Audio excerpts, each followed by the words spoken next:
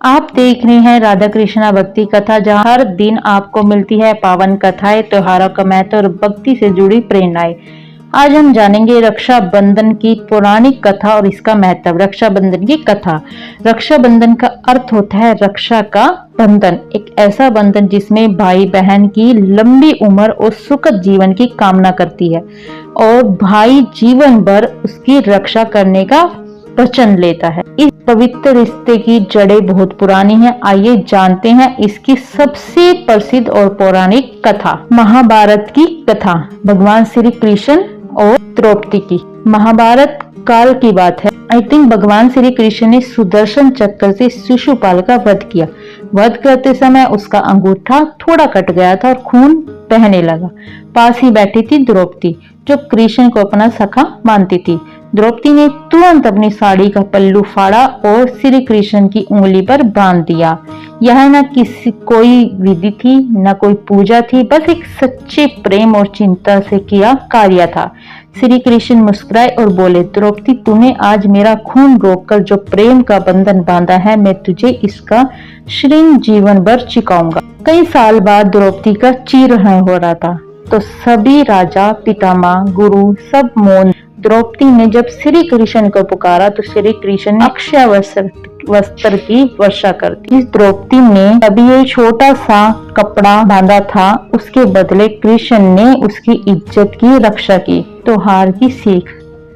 रक्षाबंधन सिर्फ भाई बहन के बीच ही नहीं, बल्कि हर उस रिश्ते में होता है जो सुरक्षा, स्नेह और वचन हो। इसमें भावना की शुद्धता सबसे महत्वपूर्ण होती है। अन्य और कथाएं आपको सुनाते हैं। अभी इंद्राणी और देवराज। इंद्र की कथा। इंद्राणी देवराज की पत्नी थी, जैसे कि आप लोग जानते हैं। बहुत प्राचीन समय की बात है। देवराज इंद्र की कथा बहुत प्राचीन समय की बात है। देवता और असुरों के बीच भीषण युद्ध चल रहा था। एक और देवराज इंद्र और देवताओं के राजा थे, दूसरी ओर ये शक्तिशाली असुर, जिसमें नेतृत्व में युद्ध बहुत उग्र होता जा रहा था। युद्ध कई दिनों तक चला। असुरों की शक्ति बढ़ती गई और देवता धीरे धीरे कमजोर पड़ने लगे। इंद्र को भी बार बार हार का सामना करना पड़ा। देवलोक संकट में था। इंद्राणी ने संकल्प लिया। इंद्र की पत्नी इंद्राणी, जिसे सची भी कहा जाता था, अपने पति की स्थिति देखकर बहुत ही चिंतित थी। उन्होंने अपने विश्वास और भक्ति से एक उपाय सोचा। उन्होंने पवित्र मंचों से एक रक्षा सूत्र तैयार किया, जो एक सामान्य धागा नहीं था, बल्कि उसमें उसकी सच्ची भावनाओं और ईश्वर की शक्ति भी समाहित थी। रक्षा सूत्र बांधने की लीला आपको सुनाती हैं।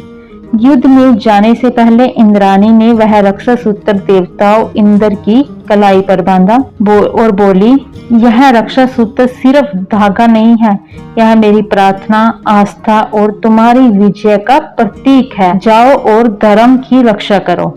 इंद्र ने वह राखी अपने हाथ पर बांधी और युद्ध के लिए निकल पड़े। रक्षा सूत्र के प्रभाव से, इंद्राणी की भक्ति से इंद्र को नई ऊर्जा और आत्मबल मिला। उन्होंने असुरों को पराजित किया और देवताओं को विजय दिलाई। देवताओं ने इंद्राणी की भक्ति और रक्षा सूत्र की शक्ति को सराहा। अब हमें इस कथा से भी कुछ सीख मिलती है। यह कथा हमें बताती है कि रक्षाबंधन का त्योहार सिर्फ भाई बहन तक सीमित नहीं है, बल्कि रक्षा, आस्था और प्रेम का प्रतीक है। एक नारी सच्चे मन से रक्षा की कामना करती है और धागा भी कवच बन जाता है। इंद्राणी द्वारा बांधा गया रक्षा सूत्र ही रक्षाबंधन की परंपरा की शुरुआत होती है। तो चलो आज के लिए इतना ही, और कमेंट में राधे राधे लिखना, और हमारे चैनल को अगर आपने सब्सक्राइब नहीं किया तो सब्सक्राइब कर लेना।